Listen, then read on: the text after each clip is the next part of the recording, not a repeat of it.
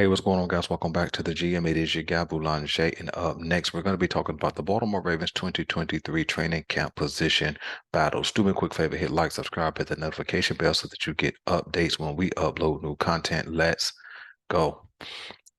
First and foremost, I believe that there's about four position battles on the offensive side of the ball in 2023 training camp for the Ravens. That battle beginning at the running back room. Now, I think the pecking order in the running back group is pretty much set with J.K. and Gus at the top. And I think Justice Hill right now is holding down that third spot, especially with his offseason performance thus far. But I certainly think Keaton Mitchell can make some noise if he's given a real opportunity to shine. I preface that statement with if. If Keaton Mitchell's given a real opportunity to get some snaps and show what he can do, I think he could push Justice Hill not off the roster, but I think he could push Justice Hill for some snaps this preseason and maybe even push Justice Hill taking some snaps away in the regular season. So I think that's the first position battle in this preseason. I think it's going to be between Keaton Mitchell and Justice Hill.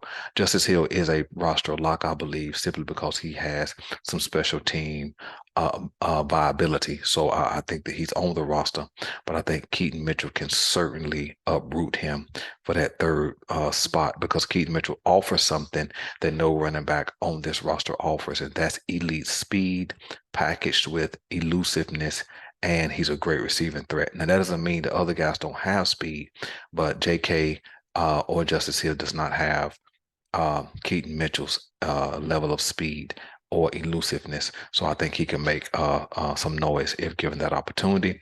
Next up, I think the fullback room.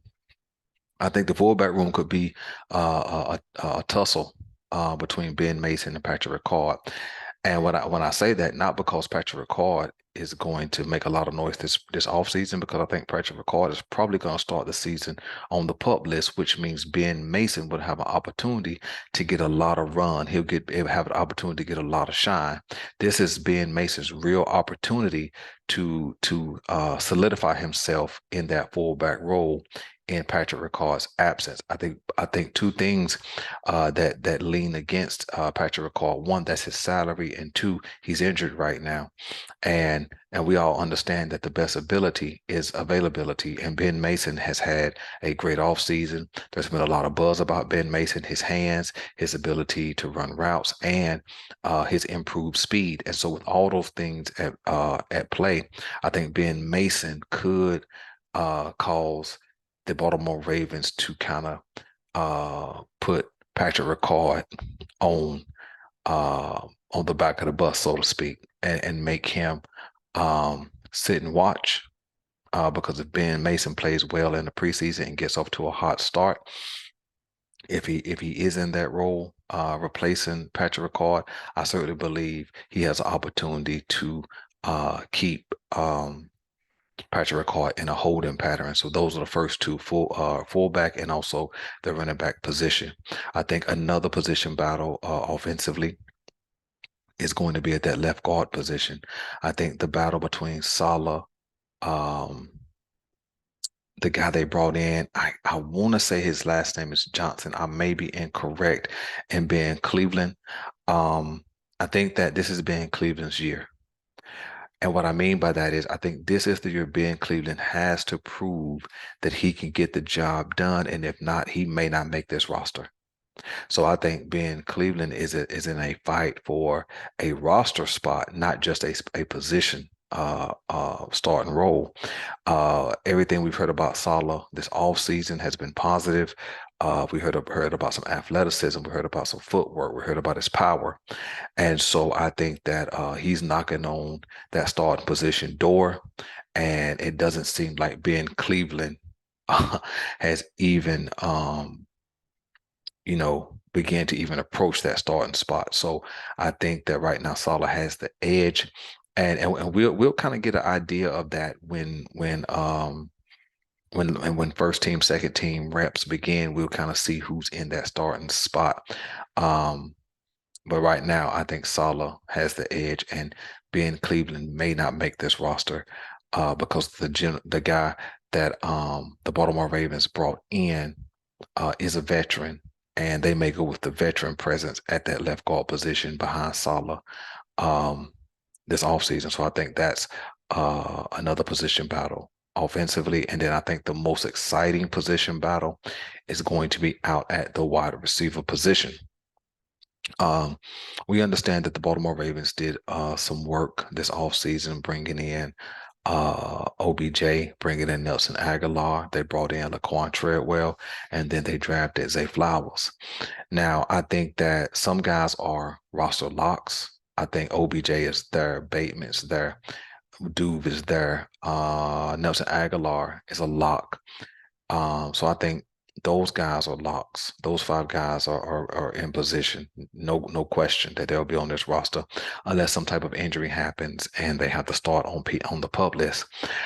Um, I don't expect the Baltimore Ravens to keep 7 wide receivers. I won't say that they won't, but I do not expect them to keep 7.